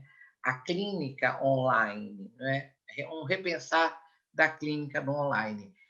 É, também em supervisão, os meus psicólogos e psicanalistas têm trazido uma demanda muito positiva com relação à criança e adolescentes no online. Eles estão amando, amando, tá? Porque eles estão no espaço deles, eles Isso. estão podendo viver o real dentro do espaço híbrido, né? Eles podem exercitar o real, quer dizer, você não precisa dar o seu papel para ele desenhar, ele já mostra o seu desenho, ou no computador, ou num laptop, ou enfim, ou no celular que ele está usando. Então, essa criança, ela já está inserida neste Eles dão sugestões em qual plataforma. Vamos fazer no tal, como fazer aqui em tal plataforma? Exatamente. no Google Teams, né? Vamos. Exatamente. Ah, eu acho o Zoom muito chato. Vamos para o Teams, porque ele já tem mais, né? É, ele já estuda pelo Teams, então ele já conhece mais da ferramenta. Então, ele faz sugestões numa intimidade muito agradável, inclusive, né? Ah, tá, vamos para o Teams. Então, vai você, o analista, não é? buscar conhecer o Teams, o Meet, o Facebook, o Instagram. Então, volto a dizer que, e a Patrícia também pontuou muito bem, eticamente, não é? Podemos sim, não é? Buscar ferramentas que futuramente, eu acredito, né, num túnel do tempo, né, nós estamos entrando num outro cenário, gente. É o cenário da rede, o cenário do 5G. Não tem jeito mais. Não tem. Não, é? Não existe o milagre do retorno. Existe o milagre do avanço. Tá? Mas o retorno ao que era, eu fico me perguntando toda vez que eu ouço alguém dizer: ai, não, né, vamos voltar logo ao que era. Hoje, inclusive, eu estava num cartório, eu acabei comentando, né, depois de um desabafo da pessoa que estava lá junto comigo, eu falei, mas você tem certeza que você gostaria de voltar ao que era? Eu não quero, porque voltar me remete ao início da pandemia. Então, eu não quero voltar por nada, não é?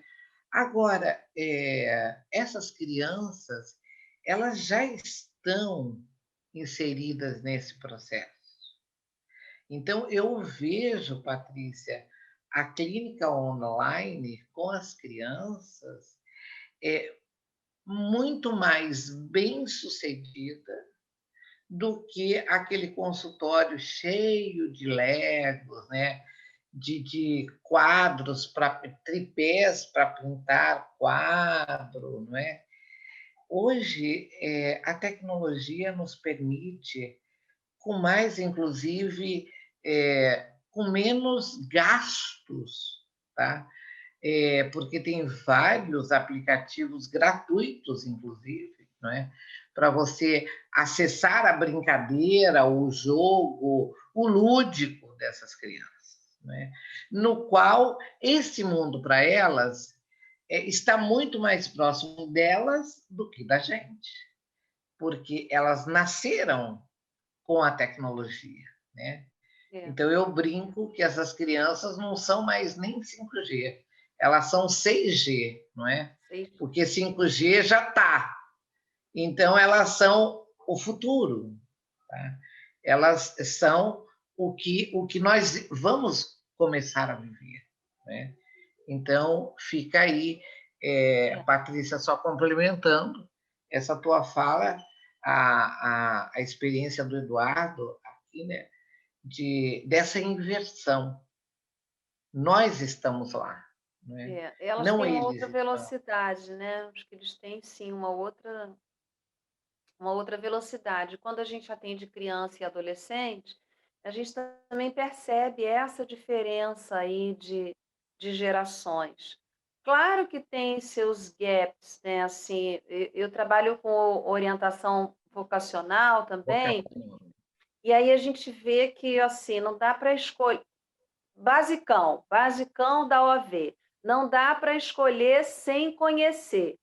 E aí, quando a gente vai trabalhar com eles, isso, né, as áreas, os campos de trabalho, a gente vê que eles não sabem de um monte de coisas, né? O que é a área jurídica, o que é a assistência social, Então, assim, claro que essa velocidade é como tudo na psicanálise, a gente entende, né? Essa velocidade também tem seu preço, né? Ora bolas, né? Então, eles precisam dessa questão da informação e tal.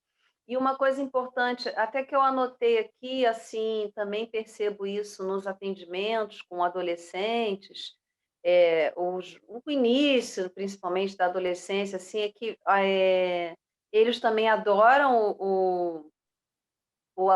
a aula online, né?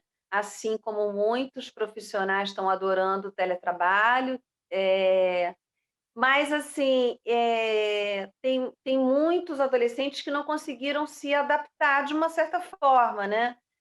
Então, assim, ficar deitado assistindo com a câmera desligada e o som desligado é ótimo, porque já era uma coisa que já não interessava mesmo, né.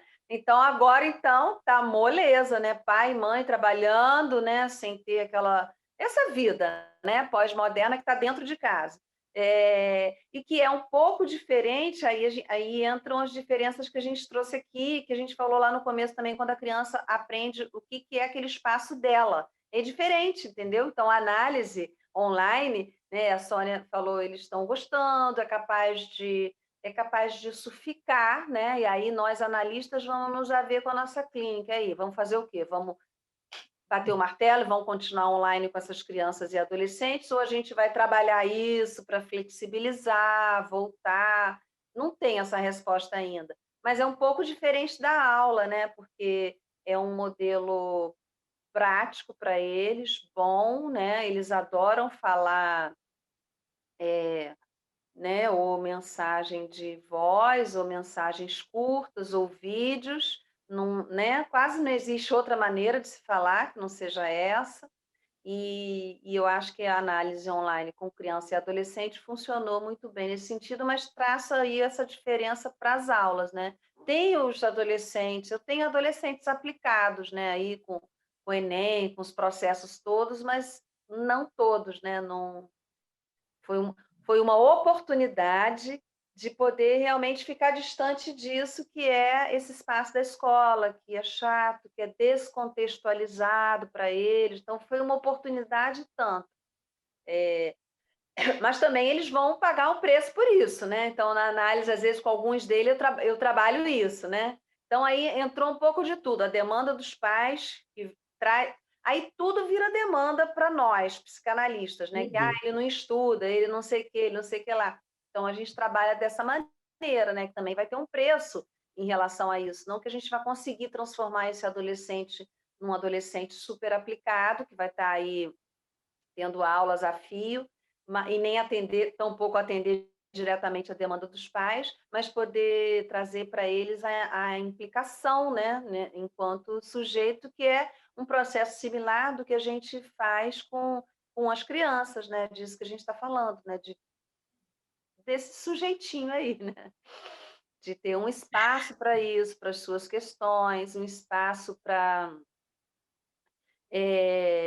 saídas, né, dessas tramas familiares aí, desses conflitos, né, psicológicos que toda criança tá inserida, né. Eu acho que vai ser no processo de análise que ela pode o espaço ideal para ela redimensionar isso, né. Então, virtual ou não, que ela pode redimensionar tudo isso aí que ela vive. O desejo não pode ser negado mais, Não. né? Não pode. Eu acredito que a gente tem que repensar, né?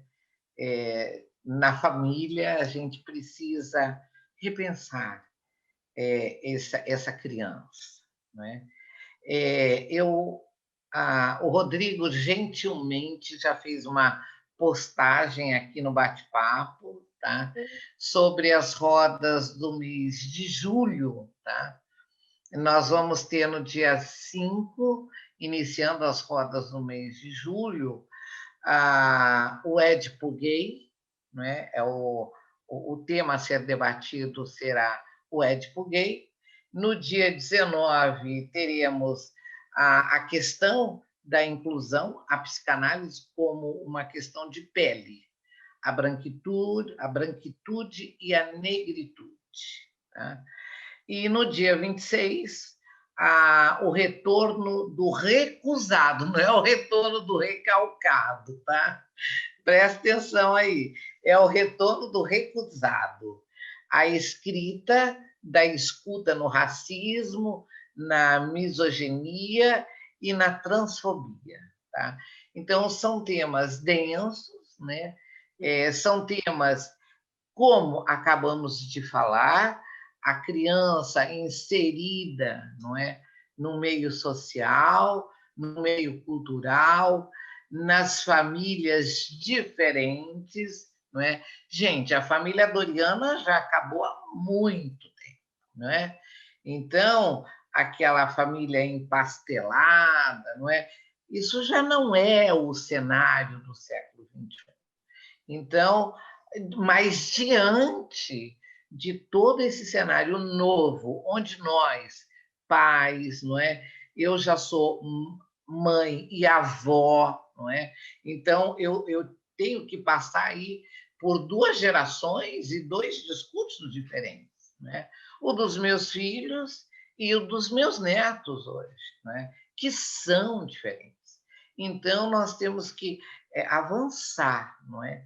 Avançar da criança para o adolescente, para o jovem adulto e repensar, não é? Culturalmente esse nosso cenário e onde é que a psicanálise atua. Porque a partir do momento em que ela atua com um sujeito, este sujeito, como nós vimos no mês de junho, tem desejos. Tá? E esses desejos, estamos terminando a roda dizendo, eles não podem ser negados. Eles precisam ser vistos, tá? Eles precisam ser percebidos.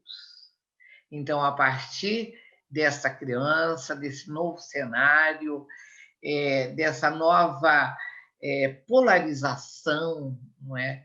Em todas as áreas sociais, políticas, econômicas, tá? Essa criança está inserida, a clínica avançou muito, Patrícia. Eu fico muito feliz, porque apesar de nós termos colegas extremamente ortodoxos, Sim, né, são características, né, são. da personalidade, do comportamento de cada um, respeito a todos, tá? Respeito a todos os meus colegas, mas eu vejo, não é, em tantas lives, rodas, cursos, palestras, que nós já avançamos muito, não é? Os nossos colegas estão, de fato, preocupadíssimos, não é? Com a questão desse novo set. Como se vai dar esse enquadre? Não é? Então,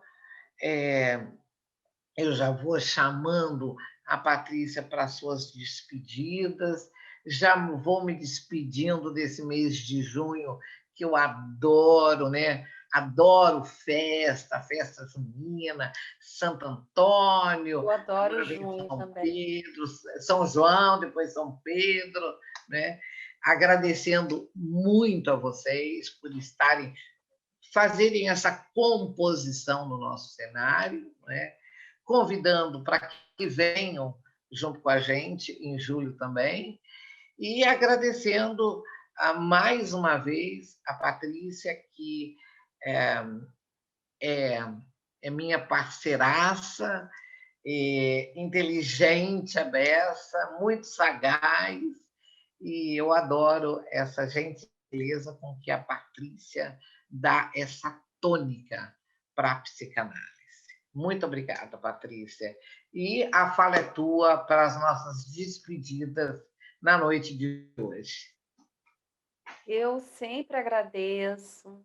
Agradeço a PUC, agradeço aos nossos apoiadores aqui, Rodrigo, ao pessoal que acompanha direto, é sensacional isso. Tem gente que me pede o link pelo WhatsApp antes, isso é afeto, né? Tá próximo, é fácil, me passa aí pelo WhatsApp, pessoas que eu não conheço pessoalmente, né? Mas que falam, isso é muito bom estar acompanhando. E sempre eu enxergo que eu aprendo muito cada vez mais. Eu estou aí impactada com o próximo mês, que eu acho que terão assuntos bastante desafiadores. E também, como você, adoro junho. O junho é o meio, né? Vamos fazer agora o É o restante meio, é todo o do meio. nosso ano, trabalhando, estudando e sustentando. né? Acho que isso que é importante, que desejo a todos. Um prazer sempre, Sônia. Muito obrigada a todos, Kátia, Eduardo, enfim, todos que estão aqui, porque não dá Todos. tempo de nomeá-los, tá? Tatiana, é maravilhoso, tá? Esse aconchego que vocês nos dão, e é o que nos faz continuar É, mês a mês, não é? Estudando muito, para poder trazer para vocês temas que os faça refletir, pensar, não é? Para que essa sociedade do século XXI ela seja pelo menos melhor para os nossos infantes e para os nossos adolescentes, tá? Que emergiram aí o mês de junho. Um beijo grande para todos vocês. Mais uma vez, obrigada a PUC, a Amanda, Rodrigo, que estão incansavelmente aqui às segundas-feiras. Pois é, um beijo a todos, um beijo. coraçãozinho, e vamos partir para o mês de julho. Isso aí. Pati, muito obrigada. E vai um abraço para o Jefferson, que eu sei que ele vai nos ouvir Vai depois. sim, vai ficar tudo bem. E, exatamente. E um beijo para todos vocês, uma boa noite, tá? Boa noite. Rodrigo, muito obrigada. Podemos encerrar a sala de hoje.